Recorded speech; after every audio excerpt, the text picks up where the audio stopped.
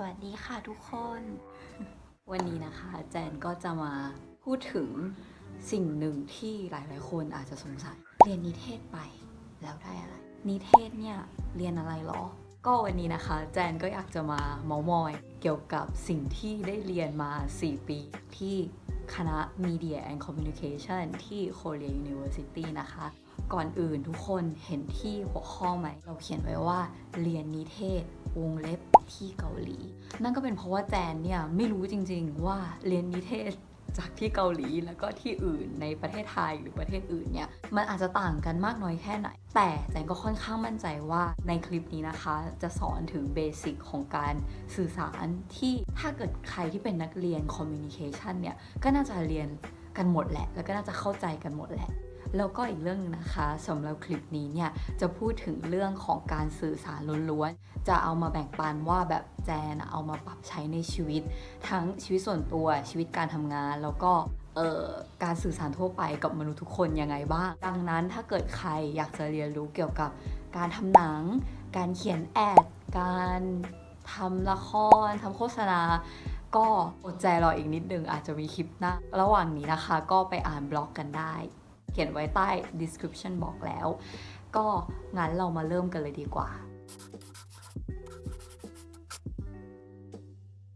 โอเคก็อย่างที่บอกไปนะคะก็คือคณะที่เราเรียนเนี่ยคือ Media and Communication ดังนั้นมันก็จะมีส่วนของ Media หรือสื่อแล้วก็ส่วนของ Communication คือการสื่อสารคือหลังจากที่เรียนมา4 ปีเนี่ยจะรู้สึกว่า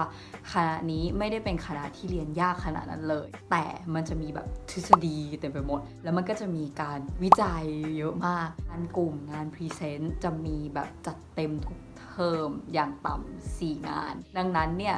คือ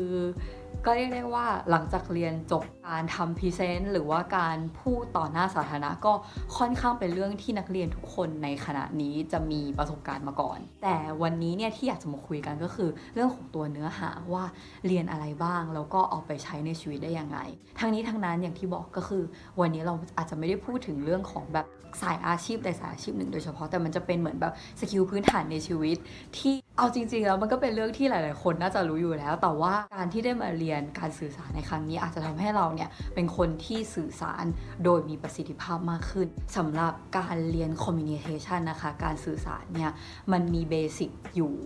โมเดลหนึ่งที่ทุกคนก็น่าจะรู้อยู่แล้วการสื่อสารเนี่ยมันประกอบไปด้วยอะไรบ้างนั่นก็คือผู้ส่งสารข้อความช่องทางแล้วก็ผู้รับสารยกตัวอย่างการสื่อสารง่ายๆในชีวิตประจำวันสมมุติว่าเอาเป็นตัวแจนละกันสมมุติว่าแจนเนี่ยแบบว่าถังแตกมากเดือนนี้ก็เลยอยากจะไปขอยืมเงินคุณแม่งั้นเราลองมาดูกันว่าองค์ประกอบในการสื่อสารนี้คืออะไรแน่นอนว่า source หรือผู้ส่งสารก็คือแจนถูกปะจากนั้น message ก็คือต้องการยืมเงิน channel ก็คือช่องทางจะไปส่งอีกข้อความเนี่ยจะเป็นพูดกับแม่ว่าขอยืมเงินหน่อยค่ะเดี๋ยวจะไปพูดในช่องทางไหน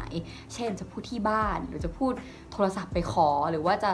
ส่งไลน์ไปขอหรือจะแบบ Facebook Message ไปขออะไรอย่างนี้ส่วนองค์ประกอบสุดท้ายก็คือ receiver ก็คือผู้รับสารนั่นก็คือคุณแม่นั่นเองทุกคนอาจจะคิดใช่ไหมว่าหุยมันเบสิกมากเลยพี่แจนจะเรียนไปทำไมอย่างเงี้ยคือทุก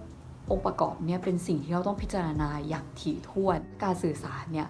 จะสำเร็จหรือไม่สำเร็จเนี่ยมันจะต้องขึ้นอยู่กับว่า4 อย่างเนี่ยสมบูรณ์หรือเปล่าเพราะว่าถ้าเกิดส่วนใดส่วนหนึ่งบกพร่องอ่ะการสื่อสารนั้นก็จะล้มเหลวยกตัวอย่างเช่นการบกพร่องที่ผู้ส่งสารอย่างเช่นแจนเนี่ยอาจจะพูดไม่เพราะพูดด้วยอารมณ์เสียกับแม่เอาเงินมาหน่อยอย่างนี้ก็อาจจะทำให้การสื่อสารนั้นบกพร่องอันที่สองคือถ้าเกิดตัวแมสเสจนั้นบกพร่องเช่นแล้วจะเอาเงินไปทำอะไรแล้วจะขอยืมเงินเท่าไหร่แล้วจะเอามาใช้คืนเมื่อไหร่อะไรอย่างนี้ก็ต้องมาพิจารณาด้วยข้อที่3ถ้าเกิดว่าช่องทางในการสื่อสารบกพร่องเช่นสมมุติถ้าโทรไปขอแม่แล้วตอนนั้นแม่กำลังติดประชุมอยู่อะแล้วมันจะเวิร์กไหมอะคุยตอนที่แม่เนี่ยกำลังรีแลกซ์สบายๆนั่งอยู่บนโซฟาที่บ้านหรือจะขอตอนที่แม่กำลังขับรถอยู่ถัดมาก็คือ receiver ต้องมาดูด้วยว่าตอนนั้นน่ะ คนรับสารนะเขาพร้อมหรือเปล่าที่จะพร้อมรับสารกับเราเช่นคุณแม่อารมณ์ดีอยู่หรือเปล่าหรือกำลังเครียดเรื่องงานอยู่หรือเปล่าอาจจะแบบไม่มีสมาธิจดจ่อคือดังนั้นเนี่ยโมเดลการสื่อสารเนี่ยมันเป็นสิ่งที่แบบคนเรามันไม่ค่อยมานั่งคิดถึงกันหรอกทุกว่าแบบอยากจะพูดอะไรก็พูดอะไรเงี้ยแต่จริงๆแล้วการสื่อสารที่มันล้มเหลวในหลายๆครั้งมันก็เป็นเพราะว่ามันมีอะไรบกพร่องไปนั่นเองดังนั้นถ้าเรามาคิดดูเช่นแบบว่าบางทีเราอยากจะแบบนำเสนอโปรเจกต์ให้กับหัวหน้าหรือแบบขอบัดเจ็ตเพิ่มให้กับทีมเรากรณีเช่นแบบว่าเราทำผิดเราอยากจะขอคืนดีกับแฟนอธิบายให้เพื่อนต่างชาติเข้าใจถึงการเมืองหรือแบบระบบกษัตริย์ของในประเทศไทยการใช้โมเดลเนี้ยเพื่อเป็นการแบบวิเคราะห์ดูอะไรเงี้ยมันก็ทำให้เราเหมือนแบบเข้าใจในระดับหนึ่งว่าแบบว่าอ๋อมันเกิดข้อบกพร่องในจุดๆไหนไปนะนั่นก็คือการเรียนแบบเบสิกสุดๆนะคะแต่ทีเนี้ยพอการที่เข้ามาอยู่ในระดับอุดมศึกษาเนี่ยก็คือเราจะได้เรียนรู้ถึงทฤษฎีอื่นๆที่ลึกซึ้งมากขึ้นการสื่อสารเนี่ยแน่นอนมันแบบมีหลายรูปแบบแล้วมันก็มีหลายจุดประสงค์ถูกปะแต่ว่าหนึ่งในการสื่อสารที่สำคัญมากนะคะในการเรียนของ Media and Communication ก็คือการสื่อสารแบบโน้มน้าวใจนั่นเองทำไมมันถึงสำคัญก็เพราะว่าในหลายๆวิชาและโดยเฉพาะเป็นวิชาที่แจนแบบชอบนั่นก็คือการทำโฆษณาและก็การทำการตลาดเนี่ยการสื่อสารแบบโน้มน้าวใจเป็นคีย์สำคัญเพราะว่าเรากำลังจะขายของให้คนไงล่ะ ดังนั้นเนี่ยวิชาหนึ่งที่แจนค่อนข้างแบบว่าเรียนรู้หลายๆอย่างแล้วก็เอามาใช้ได้แบบในทุกๆสถานการณ์ในชีวิตประจำวันก็คือวิชา persuasive communication นะคะหรือการสื่อสารโน้มน้าวใจซึ่งในชีวิตประจำวันเนี่ยเราต้องใช้การสื่อสารวิธีนี้แทบจะทุกวันอยู่แล้วล่ะมันไม่ใช่เป็นการเรียนรู้ที่สำหรับแค่แบบคนที่ต้องทำงานในสายแบบโฆษณาหรือว่าแบบมาร์เก็ตติ้งอะไรอย่างนี้เพราะว่าการโน้มน้าวใจเนี่ยมันเกิดขึ้นได้แม้กระทั่งการสื่อสารภายในบ้านทั่วไปอย่างเมื่อตะกี้แบบขอเงินแม่หรือว่าอาจจะแบบขอให้แฟนช่วยเอาขยะไปทิ้งหน่อยได้ไหมอย่างเงี้ยดังนั้นเนี่ยก็มีแบบว่าหนึ่งในบทเรียนหนึ่งที่แจงคิดว่าค่อนข้างน่าสนใจก็อยากจะเอามาแบ่งปันกันพอมาพูดถึงเบสิกของการโน้มน้าวใจเนี่ยมันก็คือเป็นการที่เรากำลังจะทำให้บุคคลกลุ่มใดกลุ่มหนึ่งหรือคนใดคนหนึ่งเนี่ยเกิดแอคชั่นถูกปะเกิดการกระทำหรือเกิดการตัดสินใจบางอย่างซึ่งแน่นอนว่าถ้ามันสำเร็จมันก็คือการตัดสินใจเหล่านั้นมันเป็นไปตามผลที่เราคาดหวังไว้เราอยากจะขายสินค้าบางอย่างให้กับลูกค้า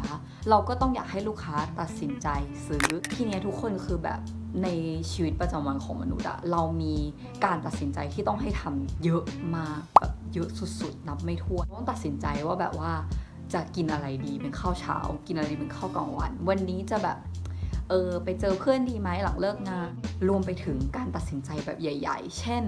เรียนจบม.ปลายแล้วจะไปเรียนต่อที่ไหนดีเรียนจบแล้วเราจะไปทำงานที่ไหนดีจะไปซื้อบ้านที่ไหนดีจะไป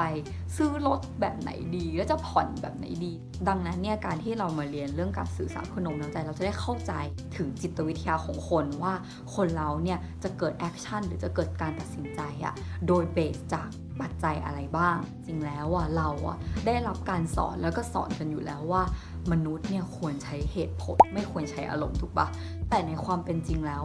คนเราไม่ได้คิดแบบมีเหตุมีผลเสมอดังนั้นมันก็เลยมีทฤษฎีหนึ่งที่ทำให้เราเข้าใจว่าคนเราจะประมวลความคิดยังไงบ้างก็คือทฤษฎี ELM นั่นเอง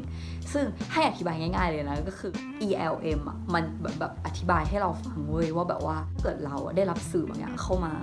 ใช่ปะเหมือนเราแบบได้ฟังได้เห็นได้แบบว่ารับรู้ปั๊บเนี่ยแล้วเราจะประมวลผลต่อยังไง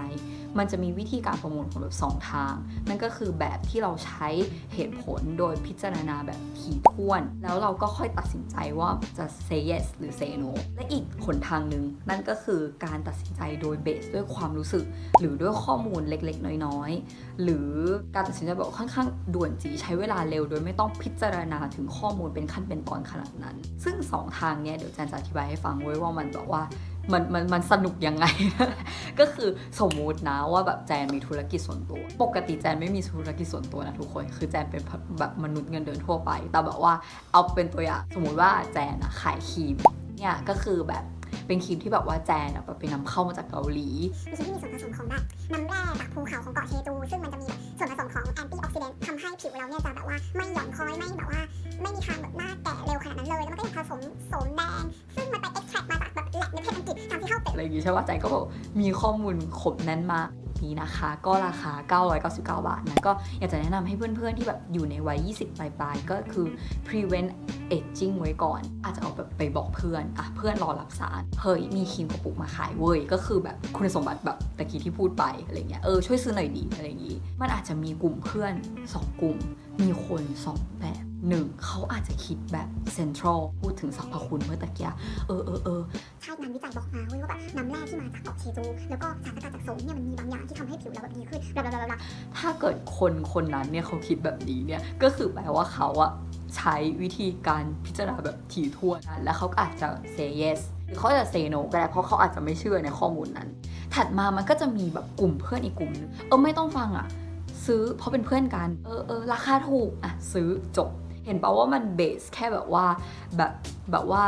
ข้อมูลหรือว่าอารมณ์บางอย่างเท่านั้นเราก็ตัดสินใจได้เลย say yes บางทีอาจจะ say no ก็ได้แบบไม่เอาแพงไปพอกลับมาใช้ในชีวิตจริงมันก็ทำให้เราคิดนะว่าบางทีเราจะพูดโน้มน้าวใจกับใครเราก็ต้องคิดก่อนว่าคนนั้นเขามีแบบรูปแบบในการคิดคำนวณอย่างไรคือบางคนเขาจะถี่ถ้วนเรื่องข้อมูลเขาต้องการแบบว่า back up source แบบต้องการแบบมีแหล่งข้อมูลที่ชัดเจนหรือบางคนเขาอาจจะแค่แบบว่า base กับอารมณ์ล้วนๆก็ได้เป็นต้นทุกคนก็จะเห็นว่าหลายๆโฆษณาเนี่ยใช้ดาราจริงๆแล้วก็คือแค่เป็นการใช้ความแบบ attractive ของดาราเพื่อมาเป็นแบบว่าสื่อล่อใจเรานั่นเองสมัยก่อนเวลาแบบแจนจะทำแบบ presentation ให้กับแบบว่าบอสอะไรอย่างเงี้ยเราก็จะต้องรู้ว่าเจ้านายคนนี้เขาค่อนข้าง prefer ข้อมูลที่แบบว่ามี source แน่นๆมีงานวิจัยทำให้รู้สึกว่างานของเราเนี่ยมีเหมือนแบบมี credibility มากขึ้นเลยอย่างนี้ถูกปะแต่ในขณะที่ในบางครั้งเจ้านายบางคนเขาอาจจะไม่ได้แคร์เรื่องนั้นแบบที่สุดไปเช่นแบบแจนแบบดีไซน์อาร์ตเวิร์กอันหนึ่งเว้ยแล้วแจนก็จะรู้ว่าเจ้านายคนนี้เขาอาจจะแบบชอบฟอนต์แบบนี้ชอบสีแบบนี้คือมันไม่ได้ต้องแบบว่ามีการคิดอะไรมากมายเราแค่นำเสนอในสิ่งที่เรารู้ว่ามันดึงดูดทางอารมณ์เป็นต้นอันนี้คือความคิดเห็นส่วนตัวนะก็คือว่าเรารู้สึกว่าการเรียนรู้สิ่งเหล่านี้ไม่ได้ทำให้เราเป็นคนเสแสร้งนะแต่ว่ามันทำให้เราเรียนรู้ว่าเราจะสื่อสารโดยมีประสิทธิภาพได้อย่างไรมากขึ้นก็ถ้าเกิดใครนะคะคิดว่าคลิปนี้มีประโยชน์นะคะก็อย่าลืมกดไลค์มาบอกกันเยอะๆแล้วก็ถ้าเกิดมีคำถามนะคะเกี่ยวกับการเรียนหรือว่าการใช้ชีวิตหรือว่าอะไรก็ได้นะคะก็ให้คอมเมนต์มาถามกันเยอะๆนะคะหรือว่าจะไปคุยกันที่ Instagram นะคะคือจริงๆเราก็ไม่ได้เป็นคนที่แบบมีความรู้หรือเรียนเก่งแค่อยากจะมาแบ่งปันนะคะว่านี่คือสิ่งที่เราเรียนรู้มาเกิดว่ามีข้อผิดพลาดประการไหนนะคะก็ต้องขออภัยไว้ในหน้าที่นี้ด้วยนะคะก็ถ้าเกิดคลิปนี้มีประโยชน์นะคะก็แชร์ต่อไปที่ Facebook ด้วยนะคะนี่เป็นแค่ส่วนหนึ่งนะคะในการเรียนรู้ซึ่งจริงๆแล้วมันมีเรียนจากคณะอีกเยอะมากมายเดี๋ยวจะทำคลิปมาแบ่งปันอีกต่อไปนะคะยังมีเอกสารและหนังสือที่เรียนอยู่ไว้ครบค่ะยังไม่ลืมนะคะก็จะพยายามขนมาพูดไปแล้วค่ะเหนื่อยมากวันนี้คุยแบบเสียงแหบมากไว้เจอกันนะทุกคนบ๊ายบายค่ะ